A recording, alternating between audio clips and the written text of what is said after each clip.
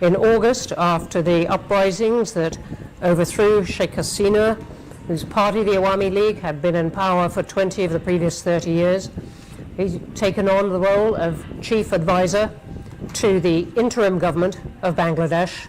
That's a role that some of the protesters asked him to take on, which he's accepted. And many things have landed on your desk as a result. Many controversies about the next elections, which we will talk about when those are going to come, about the terms of those elections, many controversies about the media in Bangladesh, and of course you have the IMF to deal with. Now, the privilege of many leaders and difficult economic circumstances for Bangladesh, including with the new world of tariffs that we are in many ways. So we're going to talk about all these things. Let me just say, for the avoidance of doubt, we are not under the Chatham House rule. This is being live streamed. It is very much on the record to deal with. Now, so with that, the privilege, Professor Yunus, leaders, very warm welcome. And you said that you were going to difficult economic circumstances for Bangladesh, including, if not on your desk, with the new world of tariffs that we are in. That's what I wanted in to many say. ways. So we're going to talk about all these things. Let me just say, for the avoidance of doubt, we are not under the Chatham House rule. This is being live streamed. It is very much on the record. I was remembering my first incarnation. So with that, the privilege, Professor Yunus, leaders, warm welcome. And you said that you were going to difficult economic circumstances for Bangladesh on your mind, with the new world of tariffs that we are in many ways. So we're going to talk about all these things. Let me just say, for the avoidance of doubt, we are not under the Chatham House rule. This is being live streamed. I was remembering my first tremendous source as a the privilege, Professor Yunus, leaders, warm welcome. And you said that you were going to difficult economic circumstances for Bangladesh on your mind, with the new world of tariffs that we are in many ways. So we're going to talk about all these things. Let me just say, for the avoidance of doubt, social we are many indignation from creating the world. I remembering my first tremendous source as a Professor Yunus, leaders, warm welcome. And you were going to difficult economic circumstances for Bangladesh on your mind, every time that we have become part of a wrong civilization, we created a wrong civilization, and just self-destructive civilization. We have no scapegoat in this civilization. We can, if you want to save ourselves as a human race, only way left to us is to create a new civilization, abandoning the present civilization. A civilization which will be characterized by 3 zeros. Zero net carbon emission, zero wealth concentration, zero unemployment. That's what I was doing and enjoying it, finding many people who would like to listen, argue, and get involved. It's an action thing. It's not just a academic discussions and leave it at that. So I was very happy with that. But then new incarnation comes. I have to head a government. Absolutely unheard of. I never thought about it. And I got into it. So today I came in that incarnation. But I'll be free to, I guess I'll free to talk about other things too. Thank you. I'll stop here. Thank you. Thank you. So I think you are meeting the King Charles on your, if you like, previous incarnation to do with the environment and microfinance, and you've met elements of the British government to do with your current role, which, as I said, we're going to start with, even though it is less, it brings us to the nitty-gritty of running a country, and we can go back to perhaps to some of the other themes and questions. But let me start with this question of the elections, which is controversial. You've said now a few days ago, okay, the next democratic elections are going to be in early April, but there's still a lot of controversy. The army and some politicians would like them by the end of this year. I believe you've banned the Awami League, the party of Sheikh Hasina, from contesting those elections, but it's one of the big parties. So already a big chorus of people saying these elections are not going to be free and fair. What do you say to that? Well, I keep saying that we will have the most beautiful election we ever had in our history. And the time is right. People are ready. when you have an election after many, many years, after 17 years, you are having first time a real election, excitement in the country that we will really go and cast our vote. In this meantime, it is 17 years. Imagine all the young people who are coming to that voting age. They are piling up. They never had the opportunity to cast their first vote yet. So excitement of these young people that I will decide who do I vote for. These boys, girls who waited and waited and waited. Their voice never counted like many other, the rest of the nation. So that excitement we want to use and create what we call a new Bangladesh. It's not just voting for routine, voting for electing a new government. It's voting to create a new Bangladesh. What is this all about? That's the promise we made as we were given the responsibility to make sure that the ideals, of the dreams of all the young people who gave their blood just the other day before we took the responsibility. We honored their wishes, we honored their dream. We want to say goodbye to the old Bangladesh and create a new Bangladesh. So we defined that new Bangladesh by three things. One is reform. We don't want to go back to the institutions who created this. So we want to reform all the institutions we have in the country. So we created commissions for each institutions to study and give us recommendations, what the fundamental changes in all those things. So we have a series of those commissions. They have submitted their reports, lots of recommendations, very, very drastic changes in the institutions that we have, elections, parliaments, constitutions, civil service, everything. So those recommendations. So we're looking at those recommendations, but our job is to build the consensus with all the parties. So we created a last commission, Consensus Building Commission. Have you heard about something like that? Consensus Building Commission? We have them.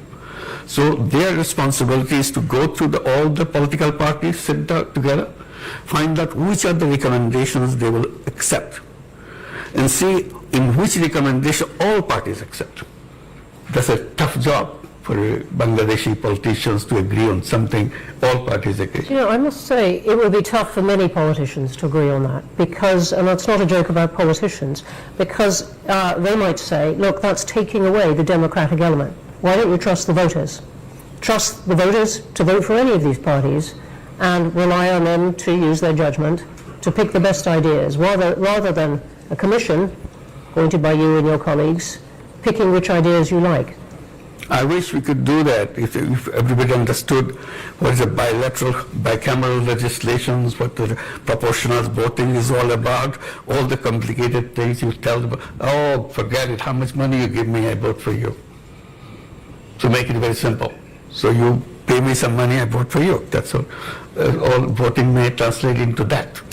So we said we don't want to go to that part.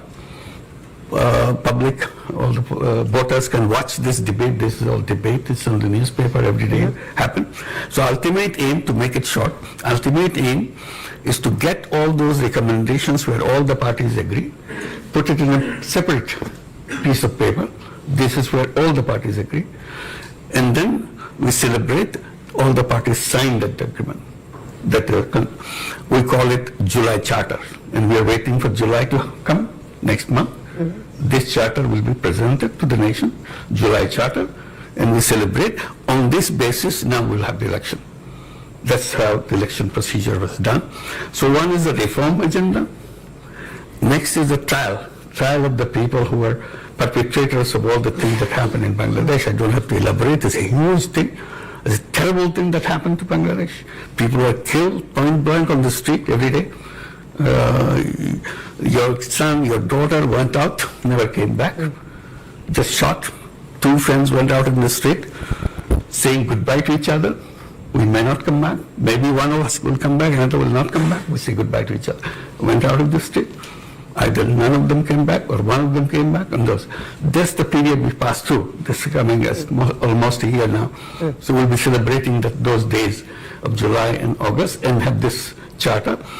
And one is reform, another is the trial of all the perpetrators of this. People disappeared every day, and nobody knew where they disappeared. Where did they end up their life? And horrible stories after stories. These are all documented now. So we have to find out why it happened, who did it, either whose orders. So we have to try them. So this is another agenda for us. Number 3 is the election. So this we are talking about the election. So these 3 are responsibility.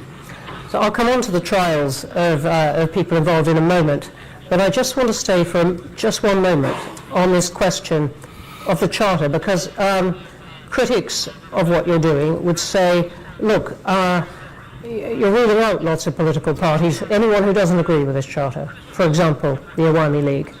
So you're not really giving people a choice. But this is not a democratic process. This is a very nice, wrapped up in lots of words about consensus. This is an authoritarian step for Bangladesh to take. Yeah. Well, there's a debate about that too. I mean, the debate is Awami League a political party?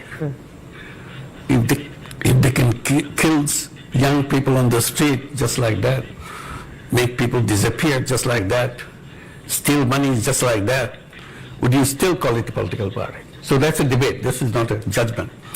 The issue came on the 5th of August.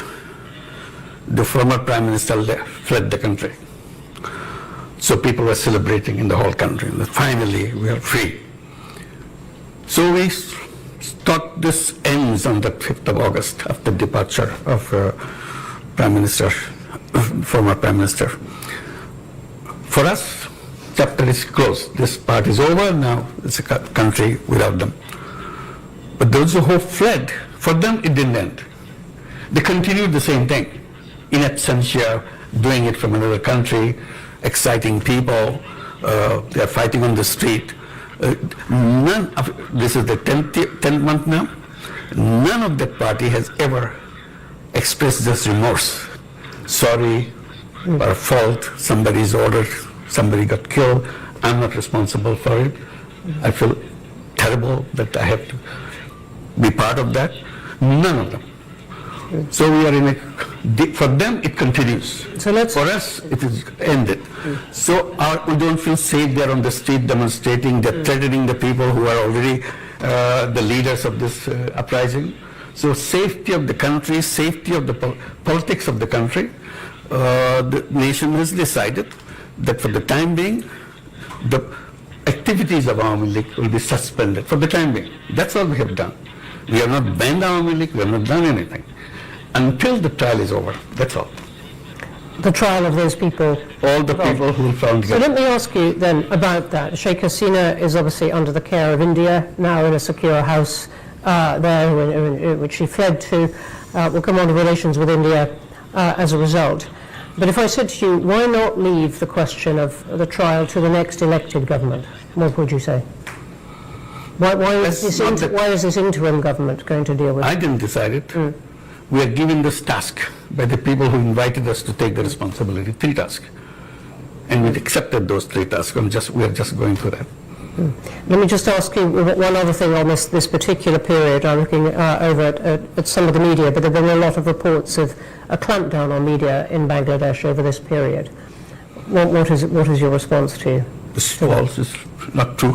Not true. They never had so much freedom in their life. They can say anything they want. Yeah, we may hear some of that later. I know.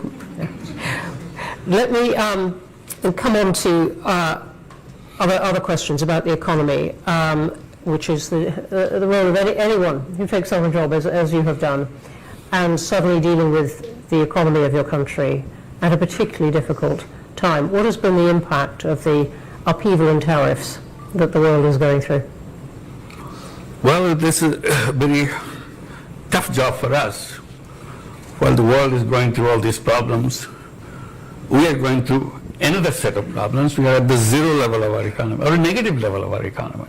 not only zero. Zero is still, you have positive 10 that you can move. We have huge bills to pay because all the mega projects previous government took, so that they can make lots of money out of that, cut from those things. Now they are maturing to be paid. We don't have any money. All the resources from the banks, from the other sources, non-banking sources. In total, we estimate, given to our white paper, $234 billion taken away from the country, and documented in which way and so on and so forth. So that's where we are. Resources gone. We start from obligations to payment. It's a negative. Our foreign exchange reserve at the bottom because it's empty. Banking system collapsed completely because banking system is very easy to transfer the money, very simple procedure. Under threat, the whole board resigns. You put a new board of your choice and start issuing loans to your friends with understanding this is a gift you get. You never have to pay back. There's no collateral, nothing. So this is the banking system we inherited. So we have to restore the banking system in some way. We have to make payments for all those people who are knocking at the door with the big checks, big bills that we have to pay. Otherwise, we're going to the court, which is not good for us. So we have to, in that crisis moment, the best thing that happened to us, the overseas Bangladeshis, many of them are here, in London, in England, and so on, and Middle East. They kept sending remittances, huge amount of remittances, and that saved us. The economy was saved with them, and that remittances keep growing. Today, our balance of payment situation is completely changed. As you said, and that has been a real transformation. The IMF, though, is having a lot of meetings with Bangladesh, and it is quite clear on this, it doesn't want Bangladesh to wait for the next government, it wants the interim government to deal with these sort of things. Right now, one of the things it wants is that you find a way to increase the rate at which people pay tax, that more people pay tax, that you can collect it better. Is that something you think is within the powers of an interim government? The first thing I must mention in this, amazing response we get from all the governments of the world. Enormous support.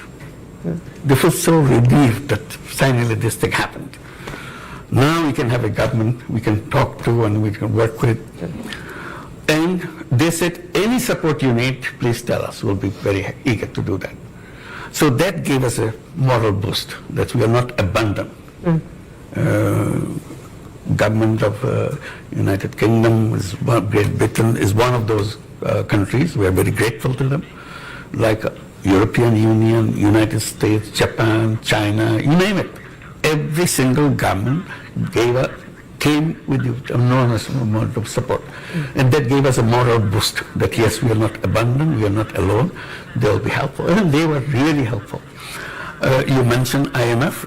Yes, IMF also helpful, World Bank is helpful, all the international agencies. Not everyone uses those adjectives, so I'm telling you, it's a very concrete thing. Yes. The one that IMF came into the picture because the last debate that we had for the final release of the fund, the IMF was controlling and they agreed to give us, that you have to open your foreign exchange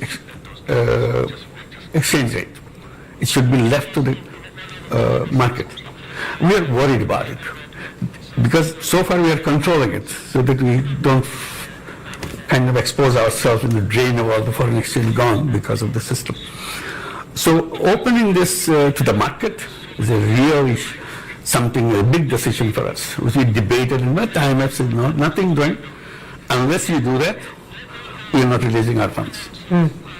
We tried to convince them and explain the danger of it and so on. They said, no, we understand.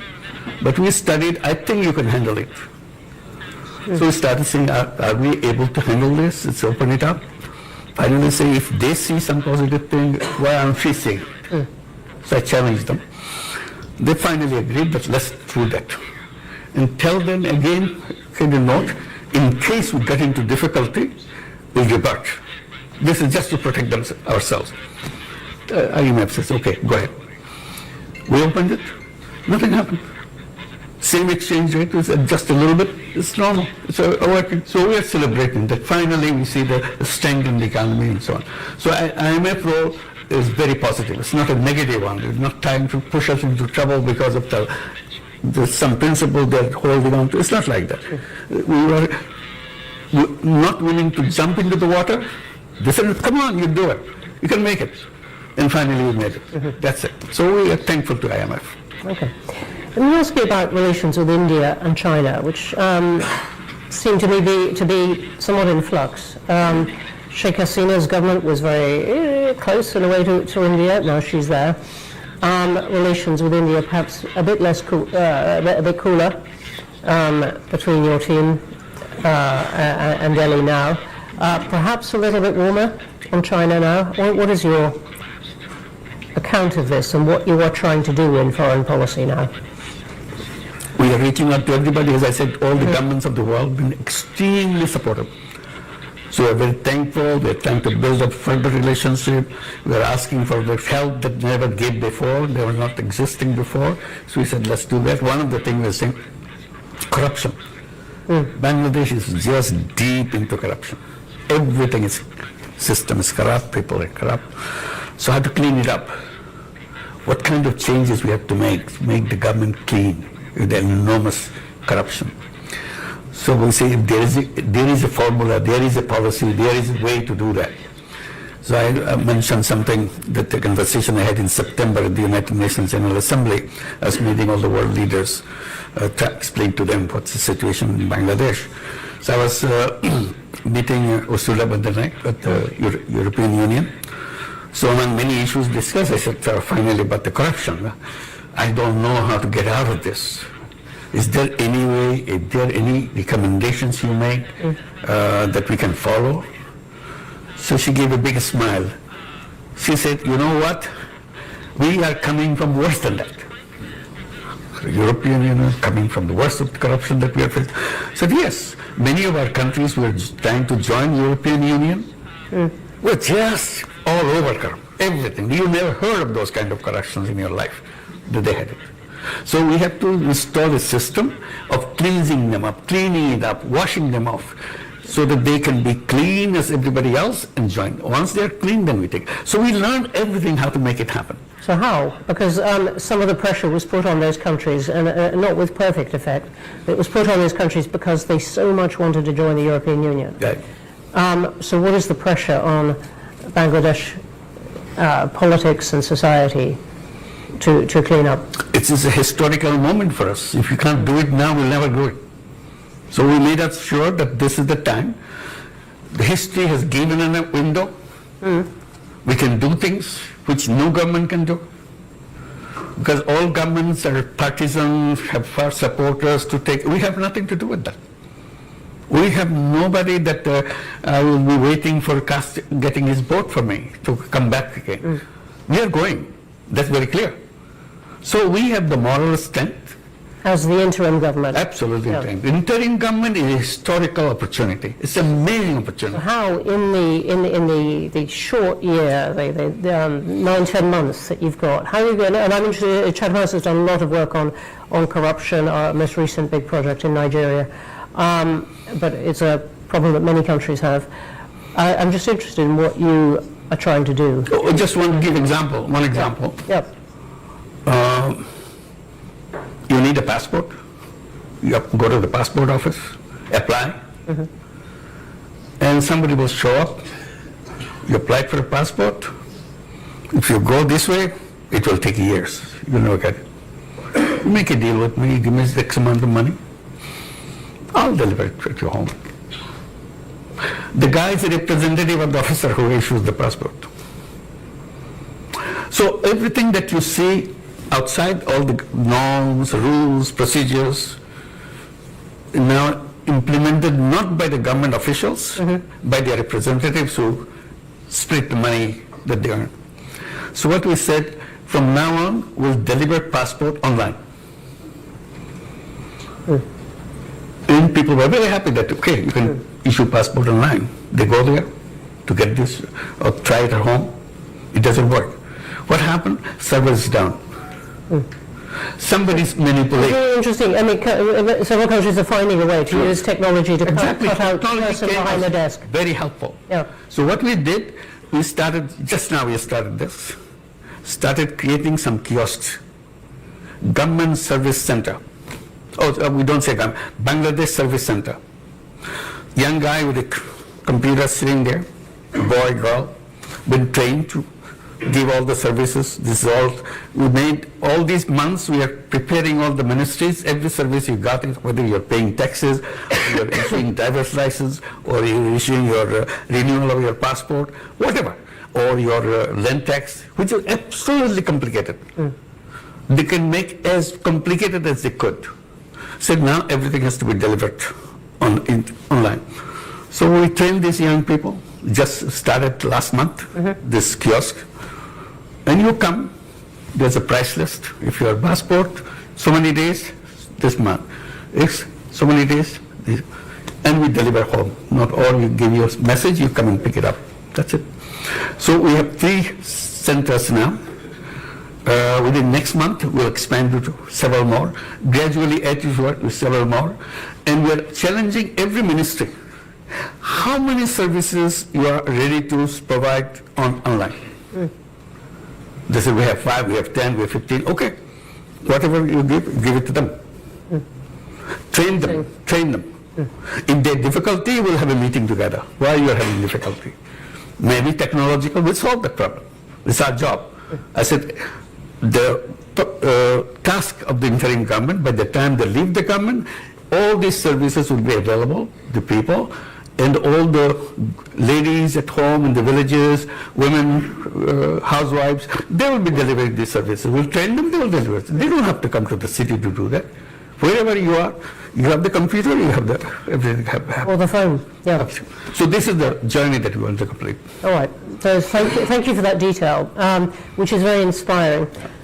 I want to jump to a vision of something much more difficult, which is the Rohingya. Hundreds of thousands of them in the camps. What is going to happen? Well, that's a question I raised as we came to the responsibility. Rohingya is mentioned. Only time they mention who is paying for their food, who is paying for their education of the kids, that's about it. I said, then what? No question. Nobody's answering that question. There are international organizations helping this. I said, the question must be answered when they are going to go back. What is their future? That question was never discussed. I said, I want to discuss that. I want to raise that. So we went to the United Nations General Assembly. I had a special meeting of all the donor countries for helping the Rohingya issue.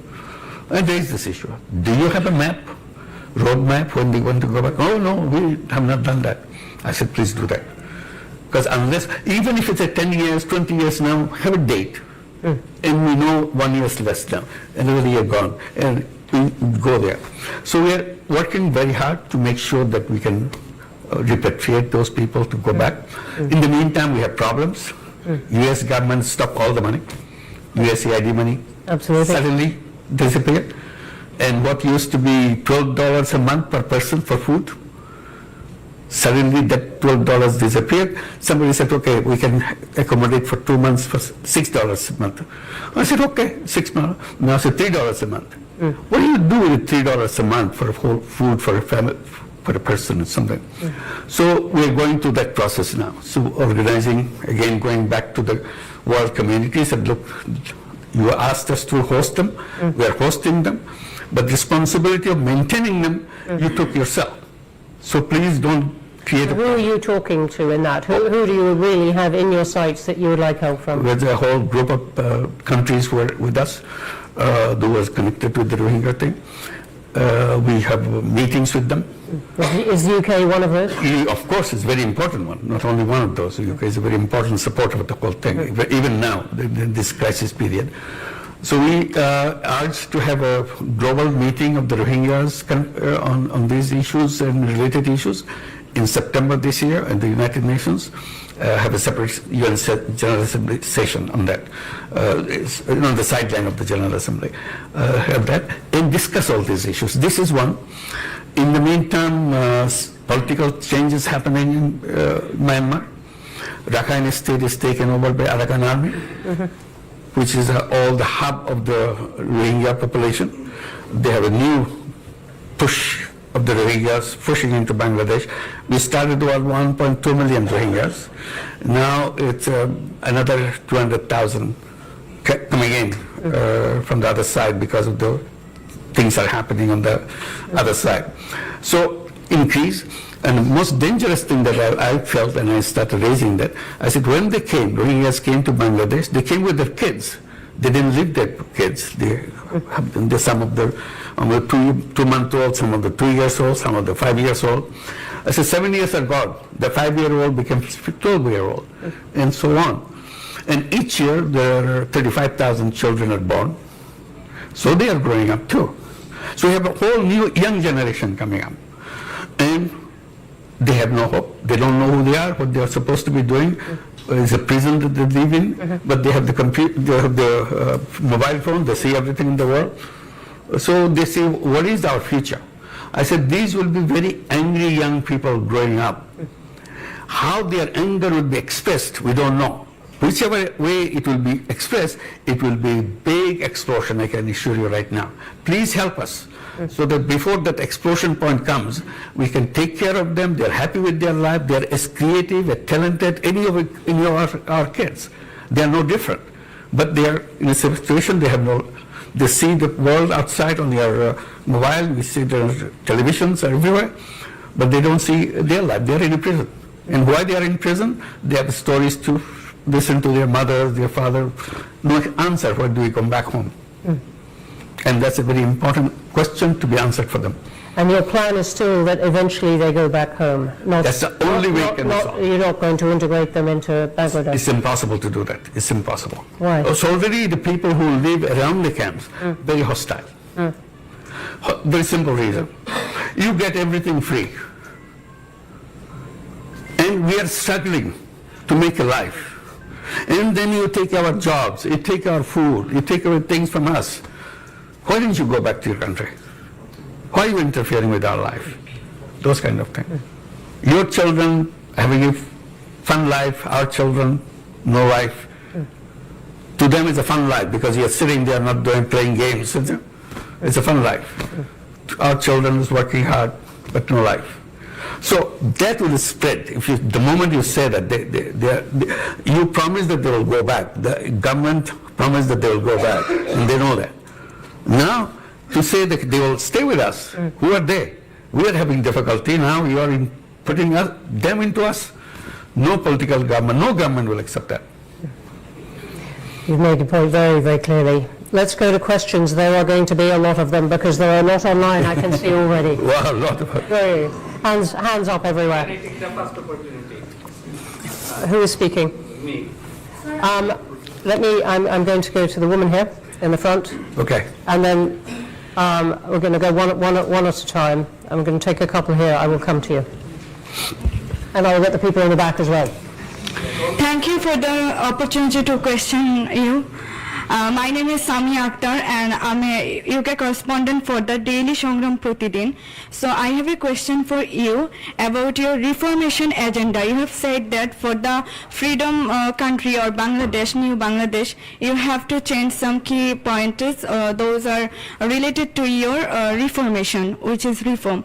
So now my question is to you that when you arrived at Dhaka airport on 8th of August 2024, you said that your main challenges is to bring all the people together. So whenever we see that the Bangladesh first President Bangabandhu Sheikh Mujibur Rahman's, his house was demolished by over the 6 hours by Dhaka City Corporation bulldozer. So there we have seen that the administration was silent.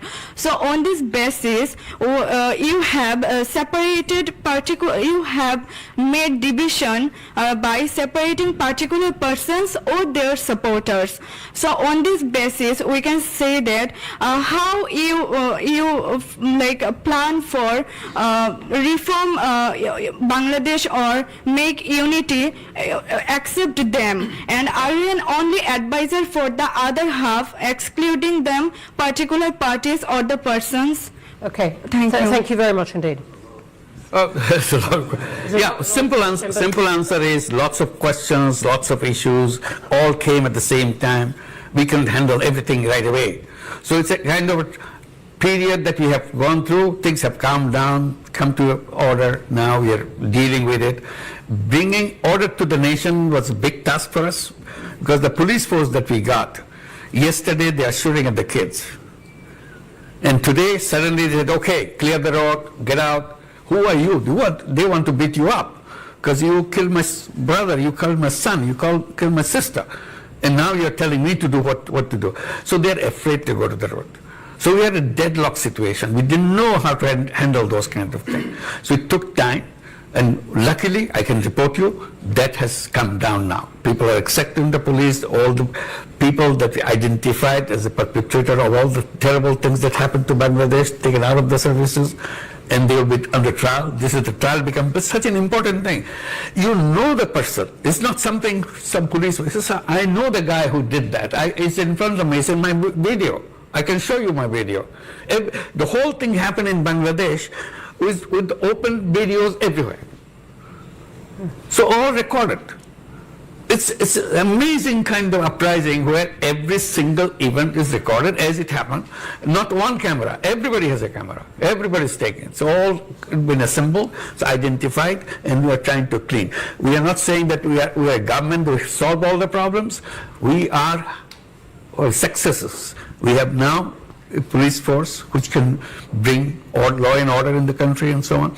So we are, and the unity of the political parties is a #1 goal for us. We have been sitting together, all this thing we're talking about creating a July charter. It's not an easy thing for all the parties to sit together and debate. But we're doing that. And I'm promising you here, and I hope I can deliver you in July. July is next month. That charter will be announced in the presence of all parties. That's the best unity you can get in any country after a revolution within a month, within a year.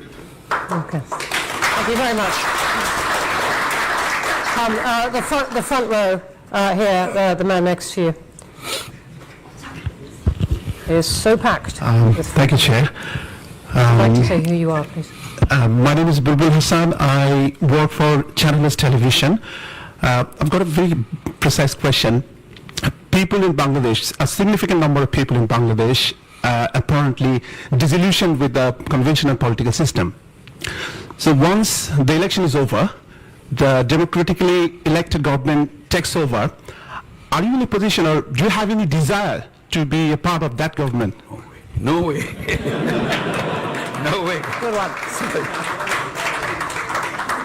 I think none of our cabinet members would like to do that, not only me. So our job is to make sure the transition is managed well and people are happy when we hand over power to the elected government. So we want to make sure election is right. That's a very critical factor for us. If the election is wrong, this thing will never be solved again. It will be very difficult. Thank you for the question and answer. Right, Mika, last one in the front row here, and then I'm coming to the back, and over here. We've got good time. Not for everyone, but lots of time. Sorry, it was me. Sorry, no, I'm this chap here. Sorry. Hi, thank you very much for arranging this event. My name is Diwan Mehdi. I'm the Director General of British Bangladesh Chamber of Commerce and Industry. First of all, I would like to say thank you to you for taking the responsibility in a big chaos when the young generation was wanting for a big change. So you showed the courage, and we appreciate your time and patience. We had no other option. Therefore. Okay. My question is to you. We have seen a very surprising role played by India. They seem to be a democratic country, but when it comes, we talk about Bangladesh, their role is very unclear. In what capacity, if I speak very legally, they are keeping Sheikh Hasina in their country? Well, there would be a trial going on in our country, and the same question was asked in their parliament. They did not have any clear answer. And I know you are a very well-known person, like internationally. In order to create pressure on India, how you are using a lobby in terms of United Kingdom, in terms of USA and other countries, because this is very surprising in 21st century. If we see a prime minister fled from one country after killing thousands of people, after making injured thousands of students, like number of incidents we have seen there was no internet even. Our friends were there, our family member was there, and someone needs to take the responsibility. And how, in what capacity India is keeping her? Thank you for the question. As you described, if I had the chance to show the 1 minute video of 1 minute video for the entire things of whatever somebody captured, you'll understand what it is, how the things happen, how terrible things, how cruel things happen. So it's not the 1 minute. It goes on month after month that happened and came to the peak of this in July, and finally 5th of August the government disappeared. So all this anger is in there, and the whole anger and everything is now transferred in India, because she, the Prime Minister, went there and started, not only she's living there, the problem is, when I had a chance to talk to Prime Minister Modi, I just simply said, you want to host her? I cannot force you to abandon that policy, but please help us in making sure she doesn't speak to Bangladeshi people the way she is doing. She announces on such and such day, such and such hour she will speak, and the whole Bangladesh get very angry that why is she speaking? Why is she keeping this whole anger thing inside of us now? And is India doing what you asked? No.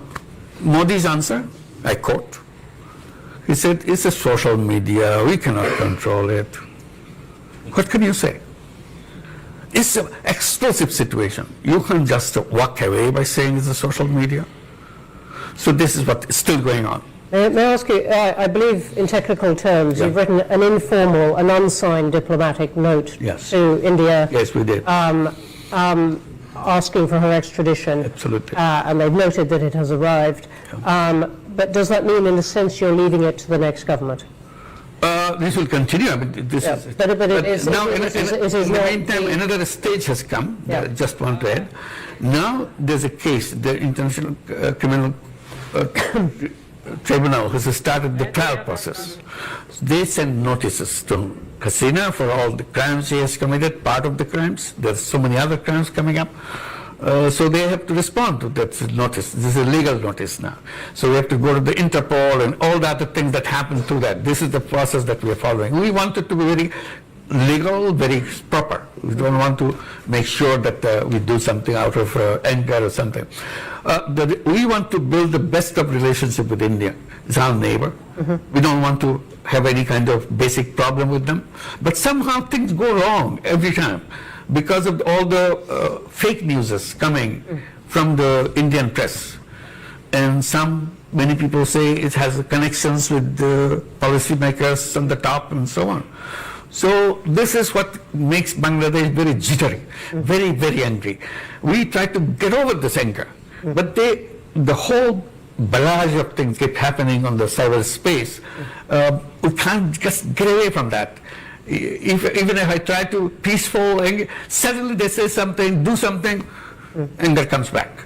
Okay. So this is our now big task to make sure that we can have at least a peaceful life to go on with our life, to create the life that we are dreaming about. Okay, thank you. I'm going to take two now. You've been very energetic, right by the wall. Yep, you. And then I'm going to take the one who has been, yes, you, who is going like that. Right at the back, yep, you, pointing at your own head, yep. Thank you, Professor Yunus. My name is Nazimuddin. I'm the chairman of Dr. Ramshamati UK. I was born just 2 miles away from your birthplace. Okay. So with that disclaimer, I wanted to ask a question to you. Will you seize this opportunity, this moment, to break free from fascist structure and system, and then allow the people to vote for the reforms that you are taking and embed that reform into a constitution, and through referendum allow people to vote for it? As far as I'm aware, about 20,000 comments that I read on social media, 95% people support your reforms. We don't want to be hostage to political parties. Why don't you just go back directly to civic societies and the people and allow them to vote whether they would like to go ahead and change Bangladesh for the future and make it a real tiger for the world economy. Thank you. Thank you. I want to be clear. Are you asking for a vote on the charter? Absolutely. What I'm asking is that July charter, of course, will be a legally binding agreement. Yeah. But in order to sustain that reform, it needs to be structurally built in within Constitution. You'd like a vote on that? Yeah, we heard about that, about having a kind of referendum on the issues that we have. There are so many complicated issues. The argument is referendum will be meaningless because most of the people don't even understand what you're voting for. So people will laugh at it, that it doesn't make any sense. So it's the politicians representing the people, all parties. They are involved in all these political issues and all the national issues, and they're supposed to understand, they're supposed to debate. If they have agreed together, all parties, that's what we are focusing on, all parties, then it's more real than giving it to a referendum of all the package. It's a big package. So this is what the path we took. But referendums have lots of problems with them, many countries know, but you must be referring to something, they're smiling. but it would answer the point, the challenge to you, that this charter is in some way not democratic. We can come back to that. Let me come to you who stood up. You've been very energetic. Chief Advisor, welcome to London. Thank you. On behalf of British Bangladeshi community, I'm Councillor Salehuddin Ahmed. I'm also a practicing barrister, British Bangladeshi practicing barrister in London. I have two questions for you. How confident are you? Could you possibly have just one? It's very quick two questions. I'm not going to make a statement. How confident are you that the political and democratic organs will be well equipped to hold a general election, a credible election with level playing field by April 2026? We'll try our best. And secondly, British Bangladeshi community would like to have a meeting with you. Do you have a plan to meet British Bangladeshi community who are eagerly waiting to meet and have view exchange with you? Thank you, Chief Advisor. Thank you. Thank you very much for inviting. I wish we could, but our program makes such a packed program. We are rushing from one to the other. Thank you so much, but definitely we'll try to keep in touch. Thank you. We can take this Very kind of you. as part of the meeting. I'm going to the woman in a white shirt there. Sorry, I can't quite see. Yes. Okay. Hello. Professor, my name is Dr. Zoe Mandage, and I'm very, very interested in Bangladesh and especially the young generation, the generation which stood up for justice.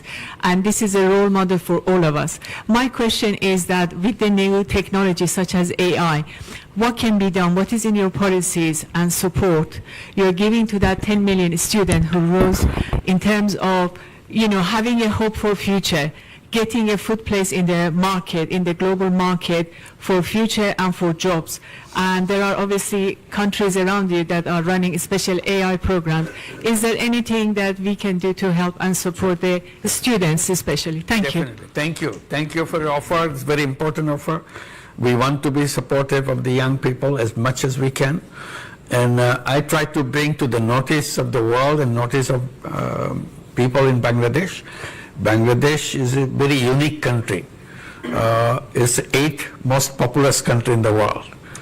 Don't forget that. It's a huge number of people in that country, 180 million people, in a very tiny space. The most important part of that is not about the density of the population, is about the age of the population. Half the population of that 180 million, 90 million people, is under the age of 26 and younger.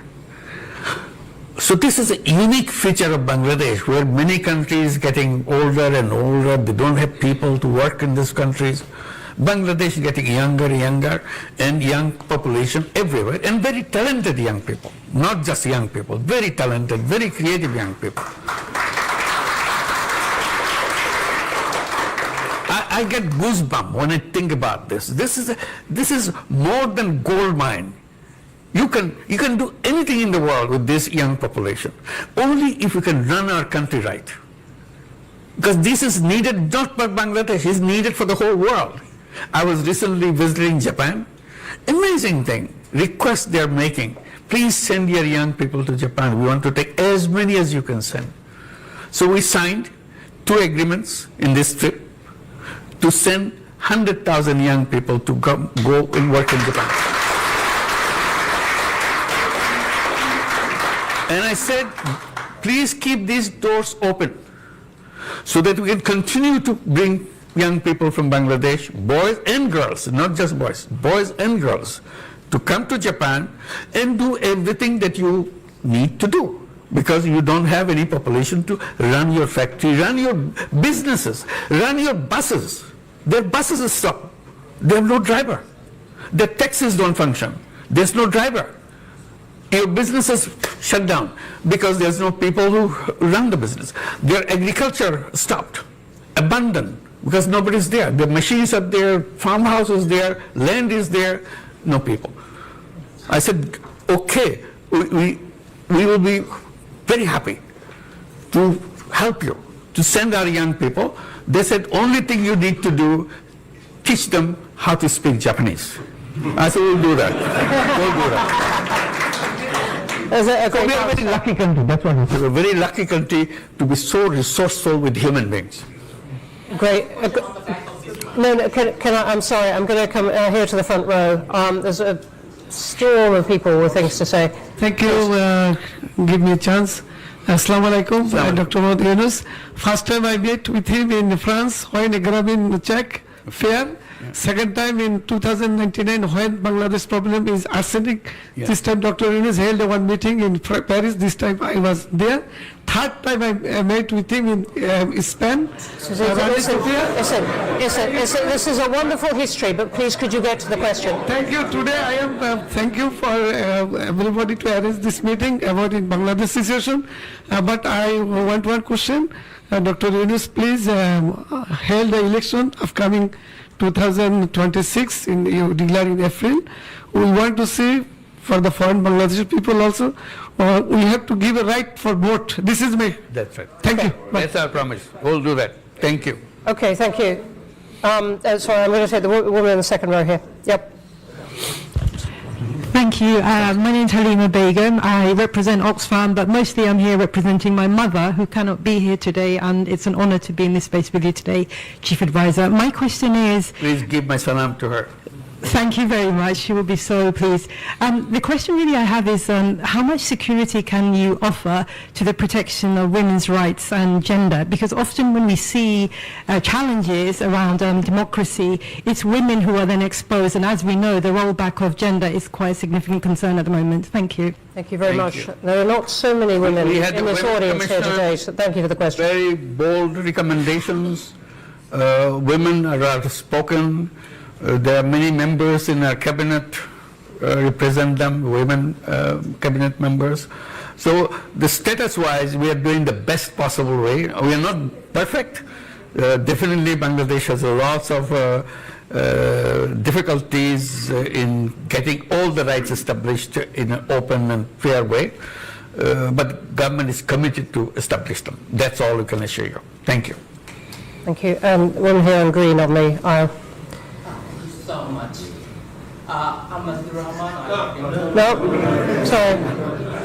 I'm so sorry. It was a very good beginning. Let me see if we can get you in. Let me see if we can get you in as well. Yeah. Thank you very much. Thank you. It's working. It's on. Your Excellency, welcome to London. My name is Zamira Konopianova. I work for Chevron. So we're one of your largest investors. We've been partnering with your country for over 30 years. My question is, what actions your government is taking to attract foreign direct investments into Bangladesh and specifically into the energy sector? Thank you. We are very, very active on that. We have been holding summits of investors, and Chevron is a participant on that. We're inviting many other companies to come and invest. And we are promising them something very important, that you don't have to come and invest here just to sell your things to Bangladesh. Bangladesh is offering itself to be the production hub for the world, not just for Bangladesh. So we provide young people that are ready to work for you, and we provide all other facilities so that you can plug and play situation. You bring your factory, produce it, and sell it to the world. In return, also, we are promising that we will build our port facilities in a world-class way, so that you don't have any difficulty in bringing things to Bangladesh and sending out your products that you have produced here.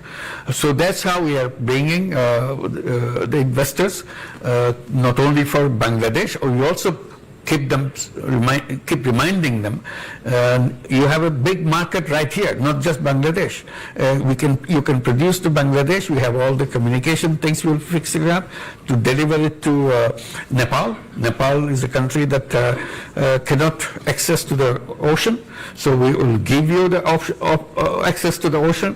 And you produce it, bring things to Nepal, to Bhutan, even the seven sisters in India, where also we open up, so that we all prosper together. This whole region is a potentially very attractive region for productions. So we are inviting all the companies to come and make use of all the facilities that we are creating. Thank you. Thank you. And I'm going to take a couple of questions from online. There are brilliant questions online, particularly about the election process. I think we've covered it as much as we can in the time, but thank you for the questions. Let me take a pair of questions which are on the Bangladeshi community in the UK. One from Animo Chowdhury saying, Your Excellency, Bangladeshis living in the UK are sometimes regarded as a disadvantaged community in comparison to others. What advice would you offer to help shape a more prosperous future for them? And then there's one from Katie Dominy saying, what would you like the British Bengali community to do to help Bangladesh? Absolutely. This is an opportunity of lifetime. That you are here, you are lucky that you have access to so many knowledge and success and services and resources. Please bring it to make changes happen in Bangladesh. This is the time for Bangladesh to change fundamentally, not just a touch and go kind of thing. It's fundamental changes Bangladesh is waiting. One of the things we're encouraging to build up apps so that you can tell us who's willing to do what kind of facilities, what kind of knowledge, what kind of ideas that you can share with us, so that you can come and help us to build the country that we are all trying to help transform itself in the quickest way possible. The potential is there. Simply connections with the people. You are here is a tremendous resource for us. Here in the USA, in Japan, in many other countries, the Bangladeshi community, very resourceful community, and we'll be very happy to have your support and your work. Thank you. On that note, we are going to have to stop. I am so sorry. There are so many questions up. Thank you.